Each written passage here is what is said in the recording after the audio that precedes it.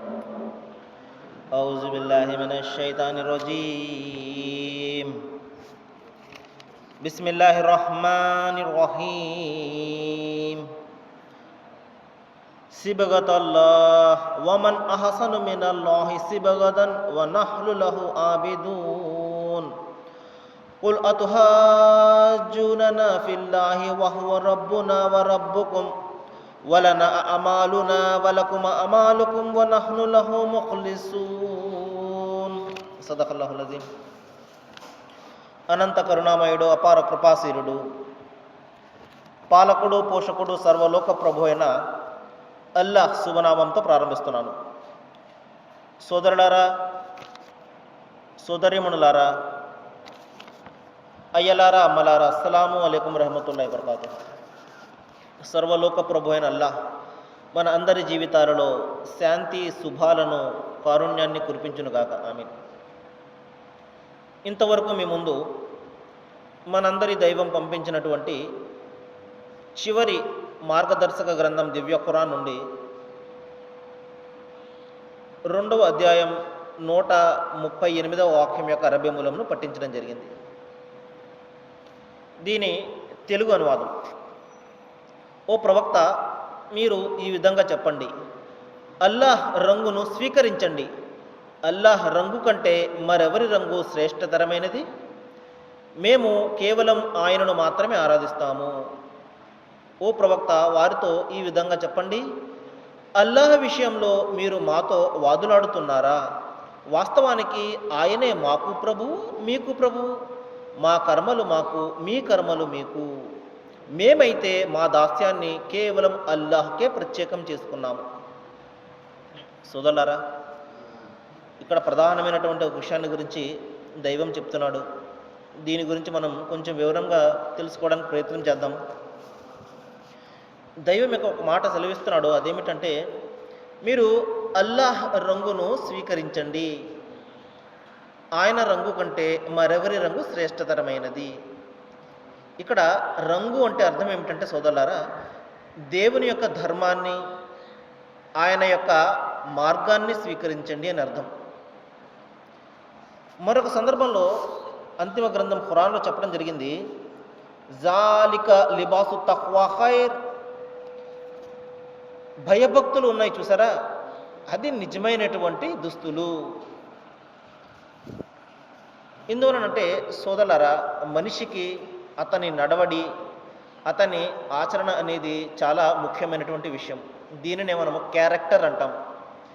ఇది లేదనుకోండి, అతను ఎంత మంచి రంగు బట్టలు ధరించినా, ఎంత ఉన్నతమైనటువంటి దుస్తులు ధరించినప్పటికీ కూడా అది వ్యర్థమే. కాబట్టి నిజమైనటువంటి దుస్తులు ఏమిటంటే మనిషి యొక్క క్యారెక్టర్, మనిషి యొక్క నడవడి, అతని మంచితనం, అతని ఆచరణ. కాబట్టి ఈ విషయాన్ని దైవం ఇక్కడ సెలవిస్తున్నాడు. మీరు భయభక్తులు అనే దుస్తులను మీరు ధరించండి, భయభక్తులు అనే రంగును మీరు స్వీకరించండి. ఇది మీకు సాఫల్యాన్ని ప్రసాదిస్తుంది అని ఇక్కడ చెప్పడం జరిగింది. ప్రవక్త ముహమ్మద్ సల్లల్లాహు అలైహి వసల్లం వారు ఒక సందర్భంలో చెప్పారు, అల్లాహ్ మీ రంగు రూపాలను ఎంత మాత్రం కూడా చూడడు. ఆయన కేవలము సంకల్పాలను, అంతర్యాలను మాత్రమే చూస్తాడు. కాబట్టి దేవుడు మనిషి యొక్క రూపురేఖలు, అతని దుస్తులు, అతను ఎంత మంచి దుస్తులు ధరిస్తున్నాడా, ఏ రంగు బట్టలు ధరిస్తున్నాడా, ఇది అంత మాత్రం కూడా పరిశీలించడు సోదరులారా. మన మనస్సు ఏమిటి, అందులో ఉన్న సంకల్పం ఏమిటి, మన సంకల్పము ఎంత పవిత్రంగా ఉన్నదో, ఎంత పరిశుద్ధంగా ఉన్నదో, ఎంత నిబద్ధతో కూడి ఉన్నదో అది గమనిస్తాడు తప్పించి మన రంగు బట్టలు లేకపోతే మనం ధరించినటువంటి ఈ దుస్తులను ఎంత మాత్రం కూడా దైవం పట్టించుకోడు. ఈ విషయాన్ని మనము బాగా జ్ఞాపకం పెట్టుకోవాలి. చూడండి, ప్రవక్త ముహమ్మద్ సల్లల్లాహు అలైహి వసల్లం వారి కాలంలో జరిగినటువంటి ఒక సంఘటన గురించి మీకు చెప్పడానికి ప్రయత్నం చేస్తాను. సావధానంగా ఆలకించండి. ఒక సందర్భంలో ప్రవక్త ముహమ్మద్ సల్లల్లాహు అలైహి వసల్లం వారు మస్జిద్లో కూర్చుని ఉన్నారు. మరి ఆయన వెంట ఆయన శిష్యులు కూడా ఉన్నారు. అప్పుడు ప్రవక్త వారు ఒక మాట చెప్పారు, ఇప్పుడు ఈ మస్జిద్లో ఒక వ్యక్తి ప్రవేశిస్తాడు, అతను స్వర్గవాసి ఉంటాడు, అతను స్వర్గానికి వెళ్తాడు అని చెప్పగానే శిష్యులందరూ కూడా ఆతృతతోటి ఎదురు చూస్తున్నారు, ఎవరు వస్తారా మస్జిద్లో అని చెప్పి. ఇంతలో ఒక వ్యక్తి వచ్చాడు, చాలా సాధారణంగా ఉన్నాడు. అతని జోళ్ళు, అతని కాళ్ళ చెప్పులు చేత్తో పట్టుకొని మరి చాలా సాధారణమైనటువంటి సామాన్యమైనటువంటి దుస్తులు ధరించి వచ్చిన ఒక వ్యక్తి వచ్చాడు. శిష్యులందరూ కూడా ఆశ్చర్యపోతున్నారు, ఇదేమిటి ఇతను ఎంత సామాన్యంగా ఉన్నాడు, దుస్తులు కూడా సరిగ్గా లేవు, ఇతనిని ప్రవక్త వారు స్వర్గవాసి అని ఏ విధంగా చెప్పారు అని శిష్యులు ఆశ్చర్యపోతున్నారు. ఆ తర్వాత రెండవ రోజు కూడా మళ్ళా ప్రవక్త వారు అదే మాట అన్నారు, ఇప్పుడు ఒక వ్యక్తి మస్జిద్లోనికి ప్రవేశిస్తాడు, అతను స్వర్గవాసి ఉంటాడు అని. ఈసారి శిష్యులు ఎదురు చూస్తున్నారు, ఈరోజు ఎవరు వస్తారా అని చెప్పి. మరి ఏ వ్యక్తి అయితే గతంలో వచ్చాడో అదే వ్యక్తి మళ్ళా మస్జిద్లోనికి ప్రవేశించాడు. అదే విధంగా చాలా సామాన్యమైనటువంటి దుస్తులు ధరించి రావడం వారు చూచి, ఇదేమిటి ప్రవక్త వారు మళ్ళా ఇతన్ని ఈ విధంగా స్వర్గం యొక్క శుభవార్త ఏ విధంగా ఇచ్చారు అని ఆశ్చర్యపోయారు. మూడవ రోజు కూడా అదే విధంగా జరిగింది. అప్పుడు ఒక శిష్యుడు, నేను ఇతన్ని వెంబడించాలి, ప్రవక్త వారు ఎందుకు ఇతనికి శుభవార్తనిచ్చారో, ఇతనిలో ఉన్నటువంటి ప్రత్యేకత ఏమిటో, ఇటువంటి ఆరాధనలు చేస్తున్నాడో, ఇతని మనస్సు ఏ విధంగా ఉంటుందో, ఇతని యొక్క సంకల్పం ఏ విధంగా ఉంటుందో నేను పరిశీలించాలి అని చెప్పి అతని వెంటే అతని ఇంటికి వెళ్ళడం జరుగుతుంది. మరి చూస్తే అతి సామాన్యమైనటువంటి వ్యక్తి. అతని వద్దకు వెళ్ళి విషయం చెప్పకుండా ఆ శిష్యుడు అంటాడు, నేను మీ వద్ద ఒక 3 దినముల పాటు ఉంటానండి, కాస్త పని ఉన్నది, మీ అతిథిగా నన్ను స్వీకరించండి అనగానే అతను సంతోషంతో అతిథిగా స్వీకరిస్తాడు. అప్పుడు అతను చేసే ఆరాధనలన్నీ కూడా ప్రవక్త వారి శిష్యుడు గమనిస్తాడు. కానీ అతి సామాన్యమైనటువంటి ఆరాధనలు ఆయన చేస్తున్నాడు. 5 పూటల నమాజు చేస్తున్నాడు తప్పించి మరి ఎక్కువ నమాజులు ఏమీ కూడా చేయడం లేదు. అంటే అర్ధరాత్రి లేచి అతను నమాజు చేయడం కానివ్వండి, ఇటువంటి పనులు ఏమీ కూడా చేయడం లేదు. సాధారణమైనటువంటి దేవుని యొక్క ఆరాధన చేస్తున్నాడు. మరి ఉన్నంతలో ఇతరులకు సహాయపడుతున్నాడు. 3 దినముల పాటు అతను పరిశీలించిన తర్వాత వెళ్ళిపోతూ అసలు విషయం చెప్తాడు ఆ శిష్యుడు. ఏమంటే ప్రవక్త వారు మీ గురించి స్వర్గం యొక్క శుభవార్తనిచ్చారు, నేను మీలో ఉన్నటువంటి ప్రత్యేకతను నేను తెలుసుకోవడం కోసము మీ వెంట 3 రోజుల పాటు ఉన్నానండి. మీలో నాకు ఏమి కూడా ప్రత్యేకత ఏమి కనబడలేదు. నేను చేసిన విధంగానే మీరు కూడా 5 పూటలు చేస్తున్నారు ప్రార్థన. మరి నేను ఇతరులకు సహాయం చేసిన విధంగానే మీరు చేస్తున్నారు. మరి మీలో ఉన్న ప్రత్యేకత ఏమిటో నాకు తెలియలేదండి అనగానే ఆ వ్యక్తి, నాలో ప్రత్యేకత ఏమీ లేదండి, మరి ప్రవక్త వారు ఎందుకు నా గురించి ఈ విధంగా స్వర్గం యొక్క శుభవార్తనిచ్చారో నాకైతే అర్థం కావడం లేదు, నేను చాలా సాధారణమైనటువంటి మనిషిని అని చెప్పగానే ఆ శిష్యుడు వెళ్ళిపోతున్నప్పుడు ఇతను పిలిచి చెప్తాడు, అయితే ఒక విషయం ఉన్నదండి, అదేమిటంటే నేను నా మనస్సును ఎప్పుడు కూడా కల్మషం లేకుండా, ఎవరి పట్ల కూడా మరి అసూయ లేకుండా ఉంచుకుంటానండి. ప్రతిదినం కూడా పడుకునే ముందు నేను అందరిని కూడా ప్రశాంతంగా, మరి ఏదైనా తప్పు జరిగినట్లయితే మనసులో నుండి తీసివేసి అందరినీ నేను క్షమించి వేసి నా యొక్క మనస్సును ప్రశాంతంగా నిష్కల్మషంతో నేను ఉంచుకుంటానని. బహుశా ప్రవక్త వారికి ఈ విషయం తెలిసేమో, అందుకనే నాకు స్వర్గం యొక్క శుభవార్తను ఇచ్చి ఉంటారు అని చెప్పడం జరిగింది. కాబట్టి సోదరులారా చూడండి, మనిషి అతి సామాన్యమైనటువంటి వ్యక్తి. మరి అతని ఆరాధనలు కూడా మరి 24 గంటల పాటు ఆరాధన చేయడం కానివ్వండి, లేకపోతే దాన ధర్మాలు చేయడం కానివ్వండి, ఇది కూడా లేదు. అతి సామాన్యమైనటువంటి ఆరాధన. కానీ దైవానికి అతనిలో నచ్చినటువంటి గుణం ఏమిటో చూసారా, అది ఎవరి పట్ల కూడా కపటము లేకుండా, కల్మషం లేకుండా మరి ప్రశాంతంగా మనసులో ఉంచుకోవడం. చూడండి ఎంత అద్భుతమైనటువంటి గుణము. కాబట్టి ఇటువంటి గుణాలను మనము స్వీకరించాలి. మన దుస్తులతోటి లేకపోతే మన దర్పాలతోటి మనము ఎవరిని కూడా దైవాన్ని మనం సంతృప్తిపరచలేము. కేవలం మన క్యారెక్టర్, మన యొక్క నడవడి, మన ఆచరణ, మన ఆంతర్యము, ఇదే మనల్ని రక్షించేది. ఈ విషయాన్ని మనము గమనించాలి. చూడండి మరొక ఉదాహరణ చెప్తాను సోదరులారా. మరి ప్రవక్త ముహమ్మద్ సల్లల్లాహు అలైహి వసల్లం కాలంలో ఒక వ్యక్తి ఉన్నాడు. ఆయన పేరు ముసైబ్ బిన్ ఉమైర్. ఈయన చాలా ధనవంతుల బిడ్డ. మరి ఐశ్వర్యంలో తోలనాడే మరి చాలా తొలుతూగే మరి ఉన్నతమైనటువంటి వంశానికి చెందినటువంటి యువకుడు ఇతను. మరి ఇతని దర్పం ఏ విధంగా ఉండేది అంటే, ఉదయం ధరించినటువంటి బట్టలు సాయంత్రం ధరించేవారు కాదు ఆయన. మరి ఆయన సుగంధ ద్రవ్యాలు పూసుకుని మరి రోడ్డు మీద వెళుతూ ఉంటే మరి 4 వీధుల వరకు కూడా ఆ యొక్క గుబాళింపు, ఆ సువాసన యొక్క గుబాళింపు వచ్చేది. ప్రజలందరూ కూడా భావించేవారు, ఓహో, ముసైబ్ బిన్ ఉమైర్ ఈ వీధి నుండి వెళ్ళుంటాడు, అందుకే ఈ సువాసన అని చెప్పి. మరి అంత ఉన్నతమైనటువంటి మరి ఐశ్వర్యంతో ఉన్నటువంటి ఆయన ఆయన యొక్క మనసులో ప్రవక్త ముహమ్మద్ సల్లల్లాహు అలైహి వసల్లం వారు వినిపించినటువంటి సందేశం చేరింది. చూడండి, సత్యప్రియుడు ఎక్కడైతే ఉంటాడో అతను ఎంత ఐశ్వర్యంలో ఉన్నప్పటికీ కూడా ఆ సత్యం అతను నిలవనీయదనమాట. వెంటనే ఆలోచన చేయడం మొదలుపెట్టాడు.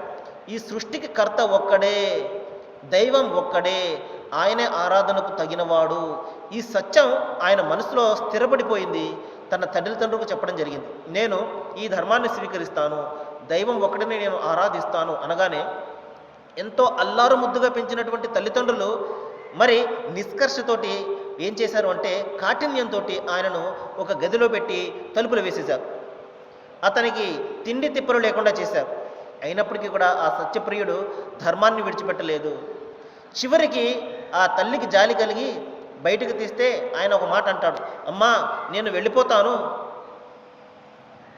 నన్ను ఈ విధంగా బంధించవద్దు, నన్ను విడిచిపెట్టేయండి, నేను మీకు దూరంగా వెళ్ళిపోతాను అంటే, అయితే పో అని చెప్పేసి ఆ తల్లి అతన్ని పంపించి వేస్తుంది. మరి ఐశ్వర్యంలో మరి కట్టిన బట్ట కట్టనటువంటి ఆ ఐశ్వర్యవంతుడు కేవలము మొలకు ఒక చిన్న బట్ట ధరించి ప్రవక్త ముహమ్మద్ సల్లల్లాహు అలైహి వసల్లం వారి వద్దకు ఆయన రావడం జరుగుతుంది.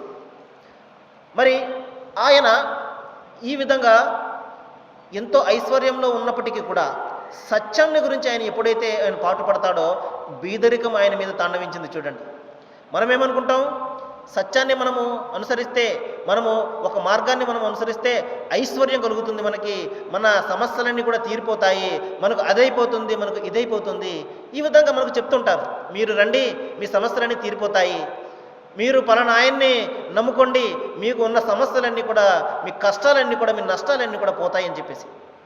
కానీ సోదరులారా, సత్యాన్ని మనం స్వీకరించినప్పుడు మనకు కష్టాలు మొదలవుతాయి. ఈ విషయాన్ని మనం జ్ఞాపకం పెట్టుకోవాలి. ప్రవక్త ముహమ్మద్ వారిని ఒక వ్యక్తి వచ్చాడు, ఓ ప్రవక్త, నేను మిమ్మల్ని ఎంతో ప్రేమిస్తున్నాను అన్నాడు. ఒకసారి ఆలోచించుకో బాబు, నువ్వేమంటున్నావు అన్నారు ఆయన. లేదు ప్రవక్త, మీరంటే నాకు చాలా ఇష్టము, నేను మిమ్మల్ని అమితంగా ప్రేమిస్తున్నాను అంటాడు.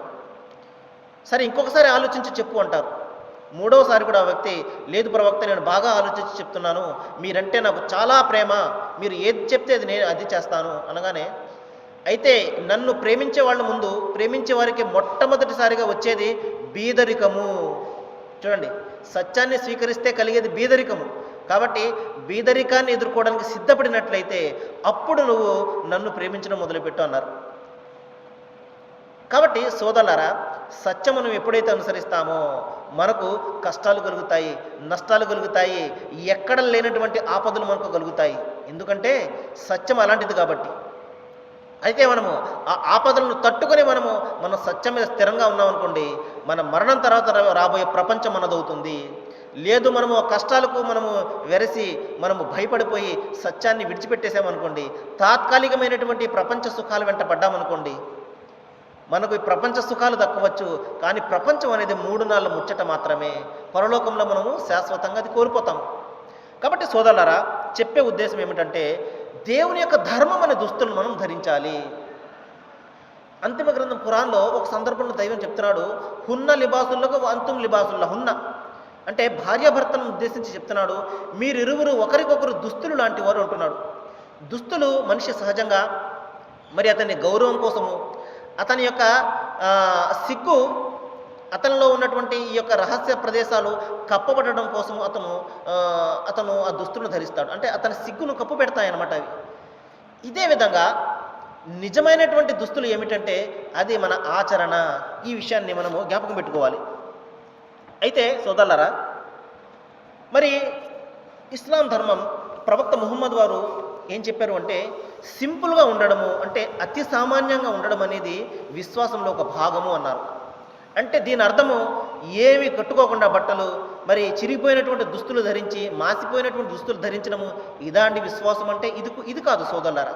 చూడండి, ప్రవక్త వారి వద్దకు ఒక వ్యక్తి వస్తాడు. మరి ఆ వ్యక్తి చిరిగిపోయిన బట్టలు, మాసిపోయిన బట్టలు ధరించి ఉంటాడు.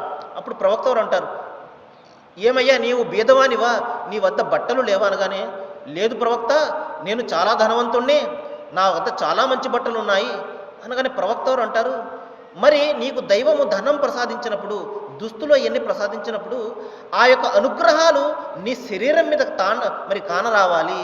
ప్రజలందరూ కూడా వాటిని చూసి నీకు అవి ప్రసాదించినటువంటి దైవాన్ని స్తుతి చేయాలి, దైవాన్ని ఘనపరచాలి. దైవం ఎంత అద్భుతమైన వాడు, ఈయనకి ఎంత ఐశ్వర్యాన్ని ప్రసాదించాడు అని దైవాన్ని జ్ఞాపకం పెట్టుకోవాలి.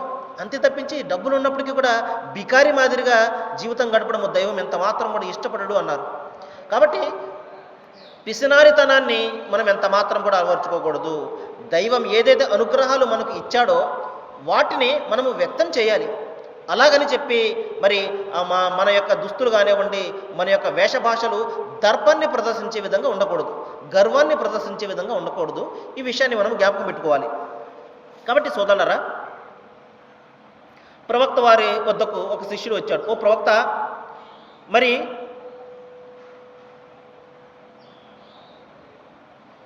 మరి మంచి దుస్తులు ధరించడం అనేది మరి ఈ విధంగా పొగరుతో అంటే పొగరుకు సమానమా అని అడగడం జరిగింది. అంటే ఒక వ్యక్తి వద్ద మంచి దుస్తులు ఉంటాయి, అతను మంచి దుస్తులు ధరించాడు అనుకోండి, మరి సింపుల్గా ఉండాలంటున్నారు, మరి మంచి దుస్తులు ధరించడం తప్ప అనగానే ప్రవక్త వారు అన్నారు, మంచి దుస్తులు ధరించడము పొగరు అనిపించుకోదు. పొగరు ఏమిటంటే, గర్వం ఏమిటంటే సత్యాన్ని తిరస్కరించడము, ఇతరులను మరి తనకంటే తక్కువగా భావించడం. ఇది గర్వం అంటే మంచి దుస్తులు ధరించడం కాదు అన్నారు. కాబట్టి సోదరులారా, నిజంగా గర్వం ఏమిటంటే సత్యం మన కళ్ళ ముందు ఉన్నప్పటికీ కూడా దాన్ని తిరస్కరించడము, అది గర్వం అనిపించుకుంటుంది. అంతేకాకుండా నాకంటే కింద ఉన్నవాళ్ళు వీరందరూ కూడా నాకంటే తక్కువ డబ్బు ఉన్నవాళ్ళు, నాకంటే తక్కువ పని చేసేవాళ్ళు, ఈ విధంగా వాళ్ళు చేసే పనులను బట్టి లేకపోతే వాళ్ళ యొక్క స్థితిగతులను బట్టి ఆస్తిపాస్తులను బట్టి నాకంటే తక్కువ అని భావించడము, ఇది గర్వం అవుతుంది. అంతే తప్ప దైవం ప్రసాదించినటువంటి ఆ యొక్క ధనాన్ని లేకపోతే ఆ బట్టలను ధరించడం ఎంత మాత్రం కూడా గర్వం అనిపించుకోదు అని ప్రవక్త వారు చెప్పడం జరిగింది. కాబట్టి సోదరులారా, దైవం ఏదైతే మనకు అనుగ్రహంతో ఇస్తాడో వాటిని మనము వ్యక్తం చేయాలి. అలాగని మనం దర్పాన్ని ప్రదర్శించే మాదిరిగా ఉండకూడదు. ఈ విషయాన్ని మనము జ్ఞాపకం పెట్టుకోవాలి. కాబట్టి సోదరులారా, మన దుస్తులు కానీ ప్రస్తుతం మనం సమాజం ఏ విధంగా మారిపోయిందంటే, వ్యక్తి యొక్క దుస్తులను బట్టి అతనిని అంచనా వేయడము మనం చూస్తూనే ఉన్నాము. వ్యక్తి మంచి బట్టలు ధరించాడు అంటే అతను మంచివాడు అని, మరి సరైన బట్టలు ధరించలేదు అంటే అతను చెడ్డవాడనో లేకపోతే సమాజంలో ఎటువంటి విలువ లేనివాడనో మనం భావించేస్తుంటాం. కానీ అది చాలా తప్పు సోదరులారా. దుస్తులను బట్టి మనం ఎవరిని కూడా అంచనా వేయకూడదు. దుస్తులు మోసం చేస్తాయి మనల్ని. కాబట్టి నిజమైనటువంటి దుస్తులు ఏమిటంటే మరి అది భయభక్తులు మరియు మన ఆచరణ. ఈ విషయాన్ని మనము జ్ఞాపకం పెట్టుకోవాలి. హృదయం యొక్క మాలిన్యం నుండి మనము రక్షింపబడాలి. ముందు హృదయం అంతా కూడా మాలిన్యం ఉండి మసిపట్టేసి మరి కక్షలతోటి, కార్పణ్యాలతోటి, మరి అసూయతోటి, ద్వేషాలతోటి నిండిపోయి మనము ఉన్నతమైన అవి కనిపించకుండా మంచి మంచి బట్టలు మనం ధరించాము. దానివల్ల ప్రయోజనం ఏముంది సోదరులారా? కాబట్టి ఏ విధంగా అయితే బట్టలు అందంగా ఉంటాయో మన మనస్సు కూడా అందంగా ఉండాలి. మన హృదయం కూడా మాలిన్యం నుండి రక్షింపబడాలి. అది నిజమైనటువంటి దైవభీతి అనిపించుకుంటుంది, పాపభీతి అనిపించుకుంటుంది. ఈ విషయాన్ని మనము జ్ఞాపకం పెట్టుకోవాలి. కాబట్టి సోదరులారా, నిజమైనటువంటి రంగు కానీ నిజమైనటువంటి దుస్తులు కానీ అది దైవ ధర్మము. ఇది ధర్మానికి మించినటువంటి దుస్తులు కానివ్వండి లేకపోతే రంగు కానివ్వండి మరొకటి ఉంటుందా? దైవము ఇదే విషయాన్ని చెప్తున్నాడు. ఎవరైతే అల్లాహ్ను అంతిమ దినాన్ని విశ్వసించి మంచి పనులు చేస్తారో వారి ప్రభువు వద్ద వారికి ఫలం ఉంటుంది. కాబట్టి నిజమైనటువంటి ధర్మము, నిజమైనటువంటి దుస్తులు ఏమిటంటే మనిషి తన సృష్టికర్తను గుర్తించి ఆయన్ను ఒక్కరిని మాత్రమే ఆరాధించాలి. ఇంకా మరణం తర్వాత రాబోయే ఆ జీవితం ఉంది చూశారు, ఆ జీవితాన్ని గురించి అనుక్షణం కూడా జ్ఞాపకం పెట్టుకోవాలి. ఎందువలనంటే 3 రోజుల జీవితం ఇది ముగిసిపోతుంది, కానీ శాశ్వతమైనటువంటిది మరణం లేనటువంటి జీవితము మరణం తర్వాత రాబోతున్నది. కాబట్టి నిజమైనటువంటి తెలివైనటువంటి మనిషి ఏం చేస్తాడు అంటే ఈ జీవితాన్ని, రాబోయే జీవితాన్ని గురించి ఇతను కృషి చేస్తాడు. ఆ రాబోయే జీవితం గురించి ఈ జీవితాన్ని పెట్టుబడిగా పెట్టి దానిని పొందడం కోసం ప్రయత్నం చేస్తాడు. మరి తెలివి లేనటువంటి వ్యక్తి ఏం చేస్తాడంటే ఈ ప్రపంచమే, ఇక్కడే జీవితము, ఇక్కడే మరణము, వచ్చేది తర్వాత చూసుకుందామని చెప్పేసి ఈ ప్రపంచంలో మునిగిపోతాడు. కానీ ఒక్కసారి మరణం వచ్చేస్తుంది, తర్వాత అతనికి తెలిసి వస్తుంది, అప్పుడు ఏమాత్రం కూడా ప్రయోజనం ఉండదు. కాబట్టి సోదరులారా, దైవం ఇక్కడ చెప్తున్నాడు, ఎవరైతే సృష్టికర్త అయినటువంటి దైవాన్ని, అల్లాహను మరియు అంతిమ దినాన్ని విశ్వసించి మరి ఎవరైతే మంచి పనులు చేస్తారో అది నిజమైనటువంటి ధర్మము, అది నిజమైనటువంటి భయభక్తి అనే దుస్తులు. మీరు వీటిని ధరించండి. కాబట్టి మీ దుస్తులు ఎలాగున్నా పర్వాలేదు, దైవం పట్టించుకోడు, భయభక్తులనే దుస్తులను మీరు ధరించండి అంటున్నాడు. మరి ఇంకొక విషయాన్ని చెప్పి నేను ముగించడానికి ప్రయత్నం చేస్తాను. మరొక సందర్భంలో అంతిమ గ్రంథం ఖురాన్లో దైవం ఈ విధంగా సెలవిస్తున్నాడు, ఎవరైతే తమ ప్రభువుకు భయపడుతూ జీవితం గడుపుతారో వారి కొరకు నేను స్వర్గాన్ని సిద్ధం చేశాను అంటున్నాడు. కాబట్టి దైవానికి భయపడుతూ ఎవరైతే జీవితం గడుపుతారో, అనుక్షణం కూడా దైవానికి భయపడడం అంటే మనము ఏ పని చేసినా కూడా దానికి ఆయన అనుమతి ఉన్నదా లేదా, ఆయన అంగీకరిస్తున్నాడా లేదా, ఆయన ఈ పనికి సంతోషిస్తాడా లేదా అన్నది మనము ఎప్పుడు మనసులో పెట్టుకుని మనము ఆచరణ చేయడము అనేది భయభక్తి అన్నమాట. ఈ విషయాన్ని దైవం ఇక్కడ చెప్తున్నాడు, ఎవరైతే తమ ప్రభువుకు భయపడుతూ జీవితం గడుపుతారో వారికి నేను కాలువలు ప్రవహించే స్వర్గాన్ని సిద్ధం చేసి ఉంచాను. మరణం తర్వాత రాబోయే జీవితంలో స్వర్గము, ఆ స్వర్గం కింద కాలువలు ప్రవహిస్తుంటాయి. కాబట్టి ఏ మనిషి కూడా అంచనా వేయలేడు మరణం తర్వాత రాబోయే జీవితం ఏ విధంగా ఉంటుందో. కాబట్టి తన ప్రభువుకు భయపడి ఆయన వైపునకు మరలి క్షమాభిక్ష ఎవరైతే కోరుకుంటారో వారే నిజమైనటువంటి సాఫల్యాన్ని వారు సాధిస్తారు అంటున్నాడు. కాబట్టి మనము ఇటువంటి రంగులను ధరించాలి, ఇటువంటి దుస్తులను మనం ధరించినట్లయితే భయభక్తి అనే, అంతేకాకుండా దైవానికి భయపడే, అంతేకాకుండా మరి ఆయన వైపునకు తిరిగే, క్షమాపణ వేడుకునే ఇటువంటి లక్షణాలు గల దుస్తులను మనం ధరించామనుకోండి, ఇటువంటి రంగు గల దుస్తులను మనము ధరించామనుకోండి, మనము ఇహంలో కూడా శాంతిని సాధిస్తాము, పరంలో కూడా మనకు సాఫల్యాన్ని సాధిస్తాము. అలా కాకుండా మనము కేవలము ఇతరులు చూపించడం కోసము, మరి మన దర్పాన్ని, మన డబ్బును ప్రదర్శించడం కోసము మరి అందమైన దుస్తులు వేసుకున్నాము, కానీ మన మనస్సులో నిజమైనటువంటి దైవ భావన లేదు. దైవానికి అనేక మందిని సాటి కల్పిస్తుంటాము, మరి అందరూ కూడా దైవం అని భావిస్తుంటాము, మనుషులను దైవంగా భావిస్తుంటాము, జీవజాలాన్ని దైవంగా భావిస్తుంటాము. దీనివల్ల ఇటువంటి భావనలు మనసులో ఉంటాయి, కానీ అవి కనబడకుండా మంచి మంచి దుస్తులు ధరిస్తాడు. దీనివలన ఎటువంటి ప్రయోజనం ఉండదు సోదరులారా. కాబట్టి హృదయ మాలిన్యం నుండి రక్షింపబడాలి. హృదయం యొక్క మాలిన్యము కేవలం దైవం ఒక్కడు అని విశ్వసించడంతోనే అతని మాలిన్యం దూరం అవుతుంది. ఈ విషయాన్ని మనం జ్ఞాపకం పెట్టుకోవాలి. దైవాన్ని నేను ప్రార్థిస్తున్నాను సోదరులారా, మరి మనమందరం కూడా తఖ్వా అంటే భయభక్తులు అనే దుస్తులను మనందరం కూడా ధరించాలని, మరి దేవుని యొక్క రంగుని అంటే ఆయన ధర్మాన్ని మనం స్వీకరించే ఆ రంగును స్వీకరించే సౌభాగ్యాన్ని దైవము మీకు నాకు మనందరికీ కూడా ప్రసాదించాలని, ఆ జ్ఞానాన్ని దైవం ప్రసాదించాలని, సత్యాన్ని స్వీకరించే మనసును దైవం ప్రసాదించాలని నేను వేడుకుంటూ, దైవం అందరికీ కూడా మంచి చేయాలని నేను కోరుకుంటూ నేను ముగిస్తున్నాను. వాఖిరు దావానా అనిల్ హమ్దులిల్లాహి రబ్బిల్ ఆలమీన్. అస్సలాము అలైకుం.